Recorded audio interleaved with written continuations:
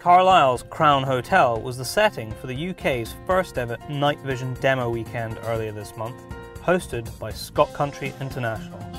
As well as offering punters the opportunity to try out the latest gadgets, there was also a chance to hear from the experts about how they use night vision in the field. I caught up with Scott Country's Paul Stewart, who explained that the event had been a big success.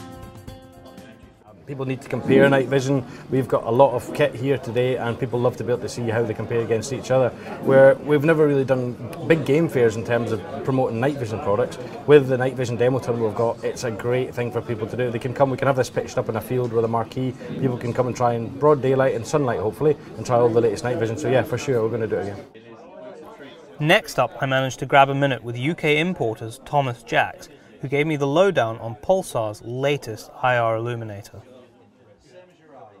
We've moved back to using an LED diode, but to a much higher spec and a much higher output. It's actually made by a European military defence supplier, incorporating specialised optics that will actually give us the sort of range capabilities that we were getting from lasers, but where different legislations come in with regards to laser eye safety, it negates those problems, and not having to use filters for eye safety for lasers, we're actually getting the same power output and less interference with digital products. We're getting the power capabilities of a laser, but out of an LED. It's focusable, it's collimatable, it's adjustable in terms of output, it's got all the features you need, it's got the weaver rail built in, it's small and compact. You know, on a model such as a N750, you'll pick the lights up out to several hundred meters. It doesn't necessarily mean that you're going to be able to take a shot to discern your target at a greater distance. You'll see there's something there, certainly. Having the flexibility with regards to the gain control, easily accessible by the rear stat here on the side, means you can control the image, not get white out, and it's a dramatic improvement.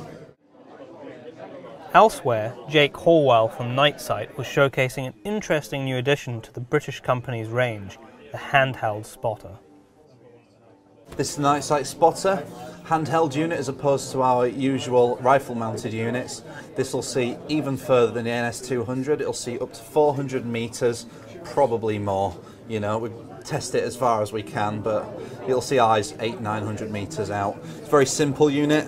Turns on at the front. You've got zoom. You've got focus, only handheld unit in the world right now that will zoom in, especially up to 16 times. So you can spot something 400 meters out and zoom right into it and get a clear definition of exactly what you're looking at. Adjustable illumination, as comes with standard with all the Nightsight units. Battery will last 2 hours, absolutely minimum, fully rechargeable. You can plug in another power source if you want.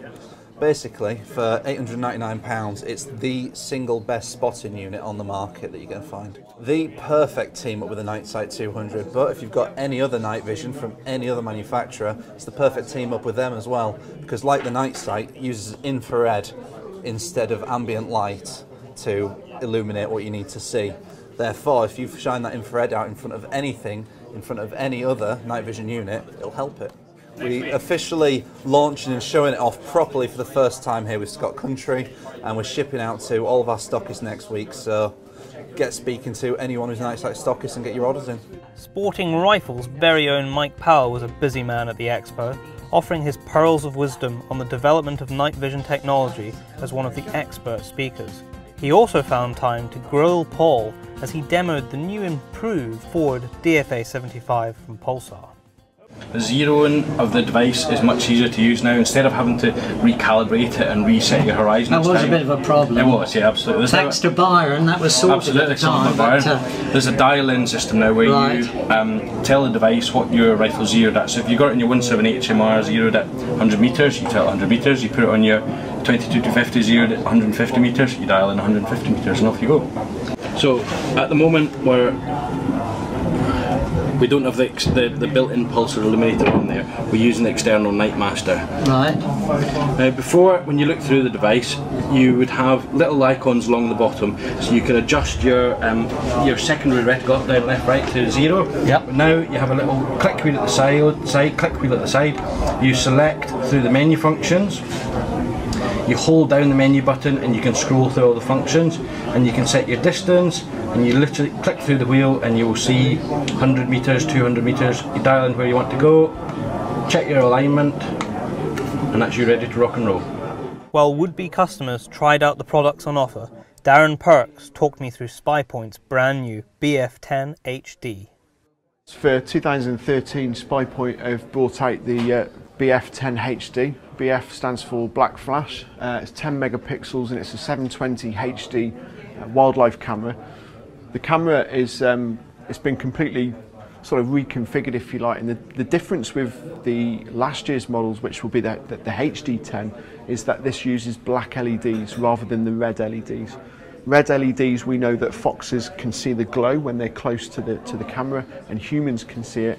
With the Black Flash technology, it completely eliminates that, and the foxes can't see it and humans can't see it, which is great not only for watching wildlife but also for security and surveillance applications. £235.99, you can get it from Scott Country International.